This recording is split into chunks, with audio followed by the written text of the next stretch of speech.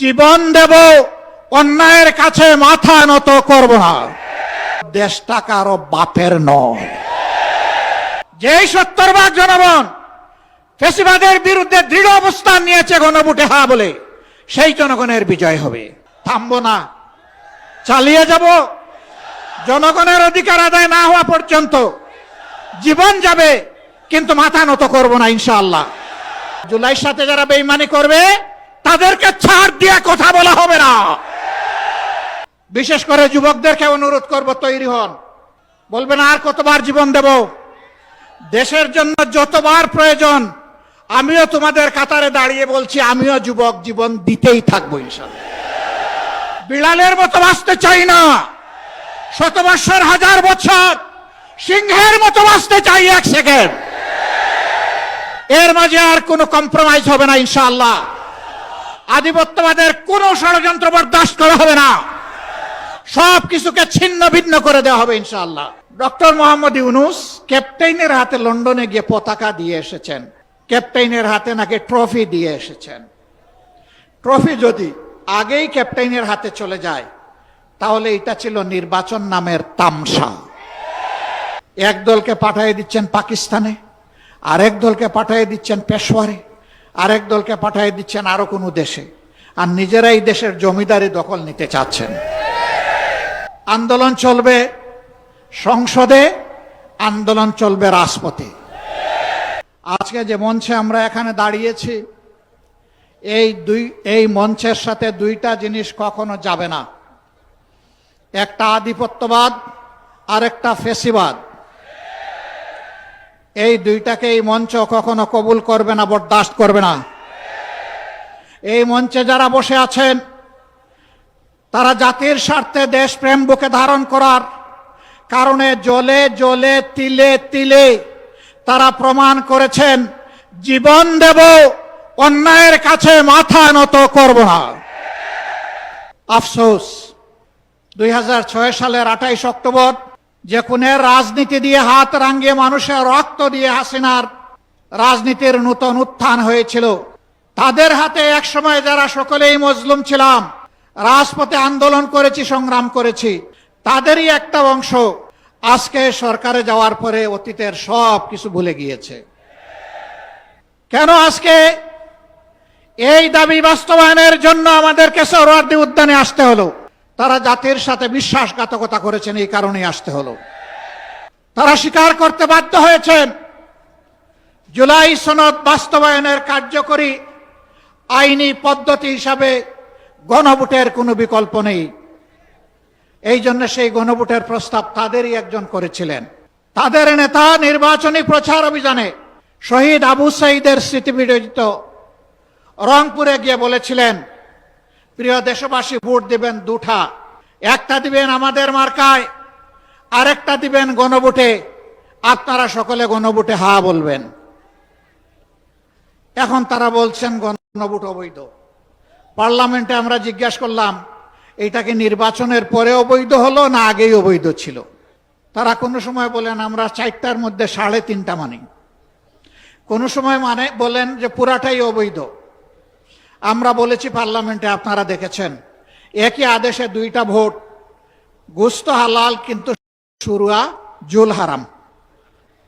এ সুবিধাবাদী মানসিকতা।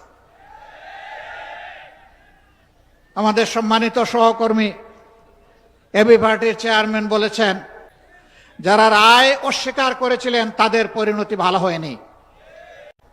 আমরা বলি সেই মুক্তিযুদ্ধকেই সম্মান করে আবার রায়টা মেনে নেন। এই রায় মেনে নিলে আমরা এই স্টেজে দাঁড়িয়ে এই দাবিতে আর বক্তব্য দেব না। কিন্তু এই রায় যদি না মানেন, মহান আল্লাহকে সাক্ষী রেখে বলছি, এই রায় বাস্তবায়ন না হওয়া পর্যন্ত আমাদের আন্দোলনে আমরা কোনো ধরনের বিশ্রাম নেব না। আন্দোলন চলবে সংসদে, আন্দোলন চলবে রাজপথে। নাহিদ ইসলাম বলেছেন, একসময় রাজপথ আর সংসদ প্রয়োজনে একাকার হয়ে যাবে। রাজপথ আর সংসদ একাকার যেদিন হয়ে যাবে, সেদিন বালুর পাত দিয়ে নদীর জোয়ার, সমুদ্রের জোয়ার থামাতে পারবেন। ফ্যাসিবাদীরা বিভিন্ন ন্যারেটিভ তৈরি করে, বয়ান তৈরি করে জাতিকে বিভক্ত করেছিল। আর আপনারা নির্বাচনের আগে বলেছিলেন আমরা নির্বাচিত হলে, সরকার গঠন করলে সবাইকে নিয়ে আমরা সরকার গঠন করে দেশ চালাবো। এখন আপনারা কি করছেন? এক দলকে পাঠিয়ে দিচ্ছেন পাকিস্তানে, আরেক দলকে পাঠিয়ে দিচ্ছেন পেশোয়ারে, আরেক দলকে পাঠিয়ে দিচ্ছেন আরো কোনো দেশে, আর নিজেরাই দেশের জমিদারি দখল নিতে চাচ্ছেন। মনে রাখবেন, জুলাইয়ের দুইটা স্লোগান ছিল বড় শক্তিশালী। একটা ছিল উই ওয়ান্ট জাস্টিস, আরেকটা ছিল দেশটা কারো বাপের নয়, এ দেশ বাংলাদেশের জনগণের। আধিপত্যবাদের দূষরদেরকে তাড়া দেখিয়ে শত শত আলিম উলামা বুকের তাজা রক্ত এবং জীবন দিয়ে এই দেশবাসীকে জীবন এনে দিয়েছেন। আমরা সেই আলিম উলামার সাথে বিশ্বাসঘাতকতা করব না। আমাদের যে যুব সমাজ, যে শ্রমিক সমাজ, যে কৃষক সমাজ, আপামর জনগণ, এমনকি 4 বছরের শিশু জীবন দিয়ে আমাদেরকে ঋণী করে গিয়েছে, আমরা তাদেরকে কথা দিচ্ছি আমরা তোমাদের সাথে বেঈমানি করব না। তোমাদের স্বপ্ন বাস্তবায়নে আমরা অবিচল সামনে এগিয়ে যাব ইনশাআল্লাহ। আমরা গভীরভাবে আস্থাশীল, ইনশাআল্লাহ আমাদের নয়, জনগণের বিজয় হবে ইনশাআল্লাহ।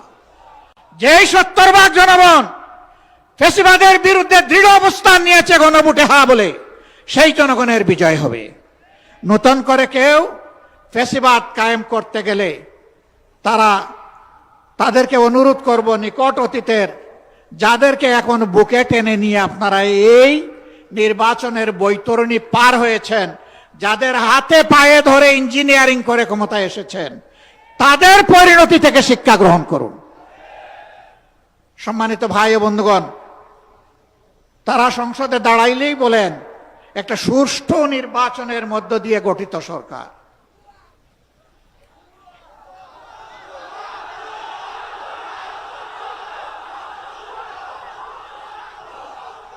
সরকার যদি সুষ্ঠু নির্বাচনেই গঠিত হয় তাহলে বারবার দাঁড়াইয়া বলতে হয় কেন?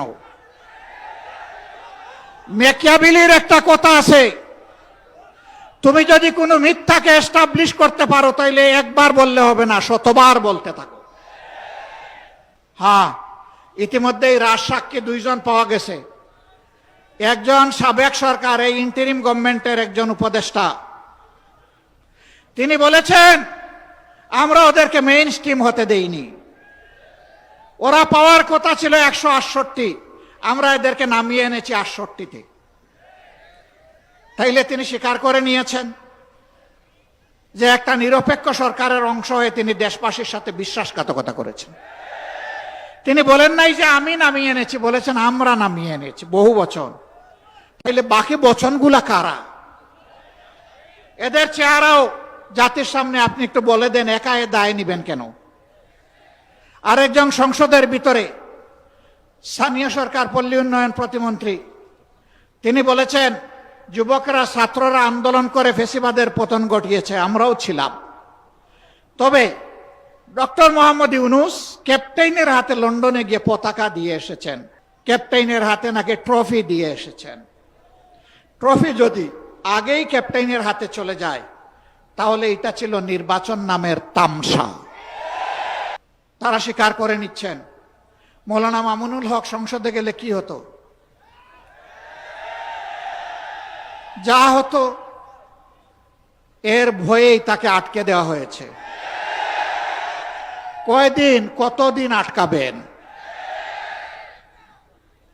ইনশাআল্লাহ দেশপ্রেমিকরাই বাংলাদেশ আগামীতে পরিচালনা করবে ইনশাআল্লাহ। তৈরি হন, লড়াই চলবে, থামবো না, চালিয়ে যাব। জনগণের অধিকার আদায় না হওয়া পর্যন্ত জীবন যাবে, কিন্তু মাথা নত করব না ইনশাআল্লাহ। আজকের এই সমাবেশ থেকে আমরা আরেকবার প্রতিজ্ঞা নিলাম, ইনশাআল্লাহ জুলাইকে সম্মান করব, বুকে ধারণ করব, জুলাইয়ের সাথে বেঈমানি করব না। আর জুলাইয়ের সাথে যারা বেঈমানি করবে তাদেরকে ছাড় দিয়ে কথা বলা হবে না। বিশেষ করে যুবকদেরকে অনুরোধ করব, তৈরি হন। বলবেন আর কতবার জীবন দেব? দেশের জন্য যতবার প্রয়োজন আমিও তোমাদের কাতারে দাঁড়িয়ে বলছি, আমিও যুবক জীবন দিতেই থাকবো ইনশাআল্লাহ। বিড়ালের মতো বাঁচতে চাই না, শত বৎসর হাজার বছর সিংহের মতো বাঁচতে চাই 1 সেকেন্ড। এর মাঝে আর কোনো কম্প্রোমাইজ হবে না ইনশাআল্লাহ। আধিপত্যবাদের কোনো ষড়যন্ত্র বরদাস্ত করা হবে না, সব কিছুকে ছিন্ন ভিন্ন করে দেওয়া হবে ইনশাআল্লাহ। সবাইকে আবারও আরেকটি অনিবার্য লড়াইয়ের জন্য প্রস্তুতি নেওয়ার আহ্বান জানিয়ে আমার বক্তব্য এখানেই শেষ করছি। আল্লাহ হাফেজ। বাংলাদেশ জিন্দাবাদ। বাংলাদেশ খেলাফত মজলিস জিন্দাবাদ। আসসালামু আলাইকুম ওয়া রাহমাতুল্লাহ।